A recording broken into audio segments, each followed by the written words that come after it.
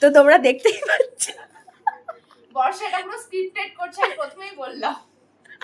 বলছে ভাই আমার একটা বিটিএস ছাড়তে হবে আমার চ্যানেলটাতে, আমার টাইম হয়ে গেছে, কিছু একটা কর তুই।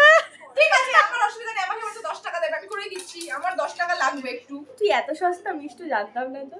শোন এদিক দিয়ে আমাকে দিয়েও কাজ করাচ্ছে, বলছে আমার বলে হরাইজন্টাল ভাবে ধর, তুই তোর বলে বিটিএস নে। সাধারণ মানুষ আমরা, কম টাকায় বিক্রি হয়ে যায়, কি আর করব বল। আর এই যে ওদের বাড়িতে এসেছি আমরা, ও খাটে বসে ভিডিও কলে গল্প করছে, আর এই যে ও মিষ্টুকে দিয়ে কাজ করাচ্ছে। আর এই আর যে একজন কাজই করে না কোনো, কাজ করে করে ঘেমে গেছি, বাইরে গিয়ে জল দিয়ে আসলো মুখে। এ তোর কাছে চাকু নেই? ও পাপড়ির ভিডিও কোথায় হচ্ছে ভাই? আমারটায় শোন না, পাপড়ির চাকু লাগে না, ওর জিভ এত সব কেটে দেবে এখন।